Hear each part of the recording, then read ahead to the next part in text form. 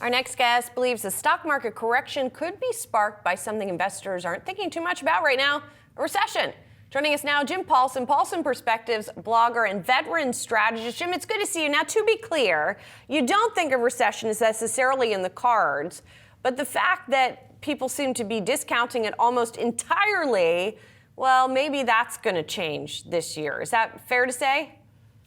Yeah, I think that, I think recession fears have been really strong, as you know, Julie, since the pandemic, and they've kind of finally faded away.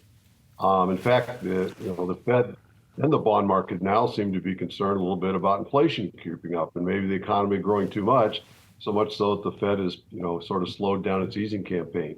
But I think recession fears lie there just under the surface yet, and it wouldn't take a slowdown here to reignite those fears. We've already seen a sizable decline in economic surprise index coming down. More importantly, I think that the policies of late, while everybody's focused on the Fed easing, much of the other policies are tightening.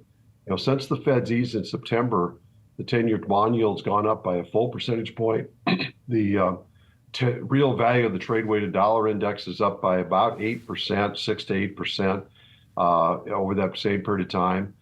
Money growth in this country, M2 money growth is growing 3.7% year on year.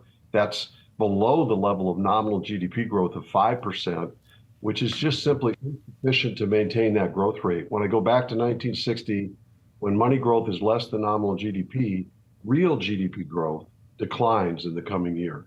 So I wouldn't be at all surprised if real GDP is slowing down to about 2% here in 2025, maybe even falls a little below that. And I think that's going to reignite some recession fears. One more point. People have already been worried about the unemployment rate. It's risen almost 1% from its lows in this cycle, which is odd.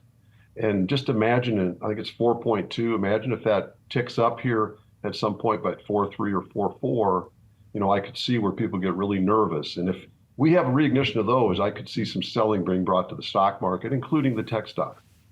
And Jim, if that happens, so, recession fears reignite, investors get spooked, market corrects, maybe it's 10, maybe it's 15%. Would that be a buying opportunity, Jim? I think it would be, Josh. I still think we're in a secular bull that could last a few more years.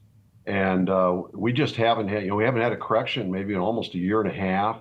And I think we're due for one. And I got kind of a catalyst here that could bring one.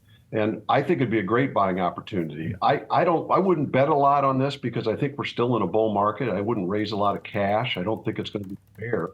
But I might be tempted to move a little from some of my more aggressive investments to some defense for a little while. And if you get a correction, then you got some funds that you could put back to work at much cheaper prices on those aggressive names.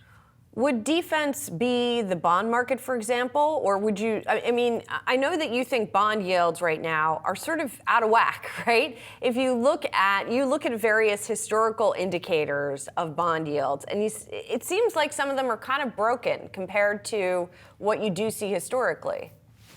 I agree, Julie. We've got a pretty good rise in the labor unemployment rate. The factory utilization rate's coming down in this country, and that's been going on now for the last 1.5, 2 years, and yet bond yields continue to go higher as our resource markets become more unemployed. That's just one example.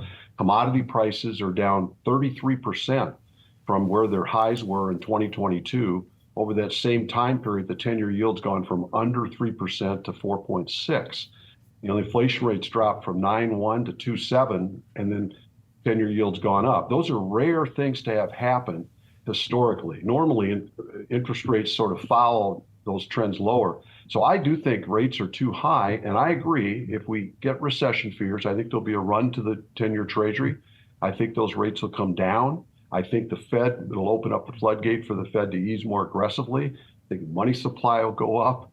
I think the dollar will come off, and that's what could create a pretty good rally after this correction that still gives us a decent return on the overall year. I would prefer to go to defensive stock sectors and the interim than bonds. I think bonds might do pretty well if we have recession fears.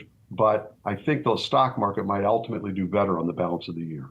In terms of why yields have moved higher, Jim, we've asked some strategists, is it, economy's resilient, inflation sticky, is it investors worried about fiscal challenges? Some have argued to us on the show it's actually all three of those. Is that your opinion? Yeah, I think it's a little bit pickup in some of the inflation measures. I mean, the CPI annual has gone from 2.4 at its low to 2.7 in the last couple of months, for example. Commodity prices have lifted off their lows a little bit. So there's some concern there. Boy, that pandemic, Josh, it really created the 1970s inflation ghost again in the culture. And I don't think we're anything close to having an inflation problem like we did then, but some people still fear that. And then I do think people think it's bond vigilantes that are objecting to chronically large federal deficits and huge amounts of federal debt to GDP ratios in peacetime and taking that in their own control. There might be some of that going on. I haven't really seen that work historically that often. And I'll tell you what, even if that is at work today, if you put recession back into the minds of investors, that will eliminate the need to raise rates. Jim, always good to see you and have you on the show. Thank you, sir. Thanks for having me very much.